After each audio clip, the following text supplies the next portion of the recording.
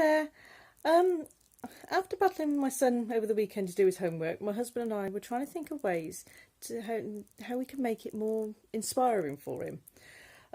He had a set of spellings that really didn't seem to go together, and we were trying to put them into a story. Um, and I also feel that he doesn't do enough creative writing, which as an author who goes in and runs, school workshop, it really bothers me. Now I know the answer is that there just isn't enough time in the curriculum. Don't get me wrong. So I thought, well, how can I help this? So I decided to try and engage him to do more writing at home, for starters. And I thought, well, if I find it useful, then other people will find it useful too. So I've come up with some story starters that can be set as homework.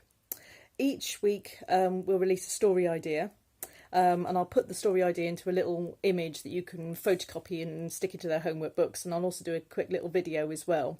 And we'll also give you a list of some interesting vocabulary. Now, this won't be spellings, because the idea is the story could come from a child from, say, age 5 to 11, and we won't always get the spellings right for that particular age or ability, but just some interesting vocabulary that you could say, well, try and use some of these words in there.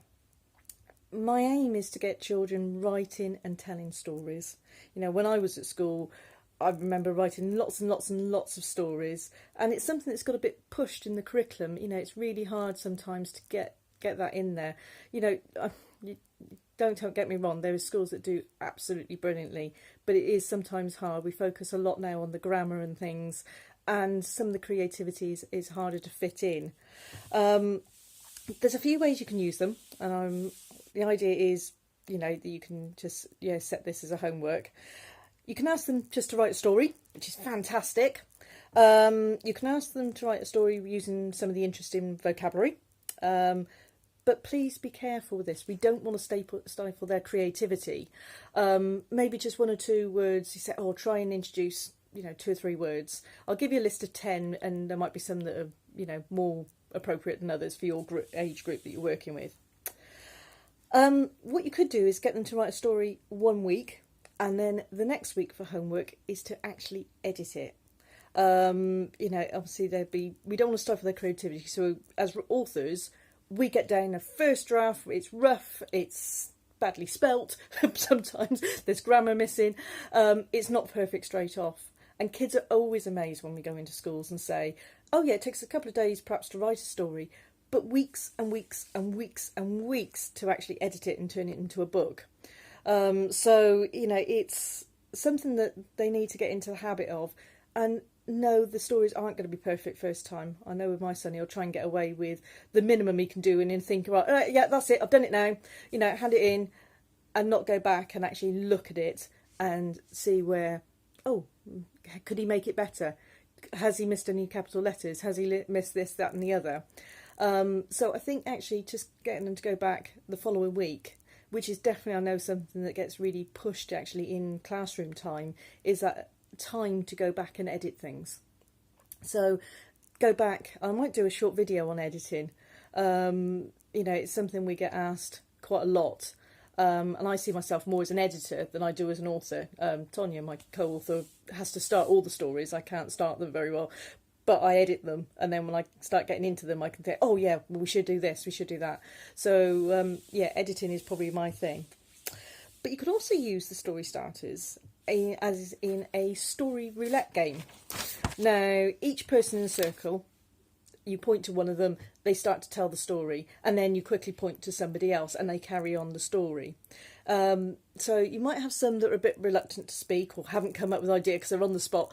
Just get them to add 1 or 2 words, and it might be, and then, okay, that's 2 words, I know, but then they can at least carry on and contribute.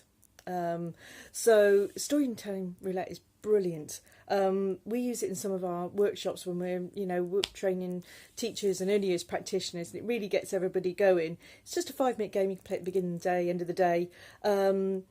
The other way I've used it is when I'm teaching things like conjunctions. So you'll have 2 or 3 people in the group that'll have some cards with the conjunctions on.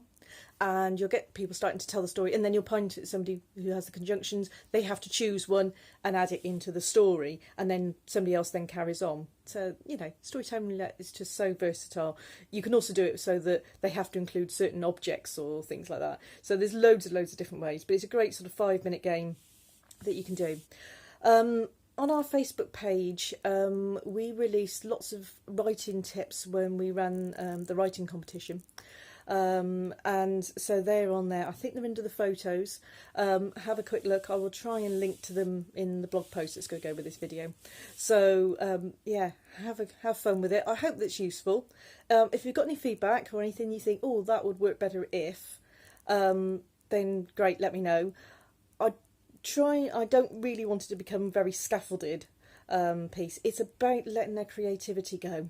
You know, it really is. You know, just let them write. You know, just get them writing. So each week we'll do one, and I'm about to release the first one. So hope you enjoy. Please let me know what you think. Thanks. Bye.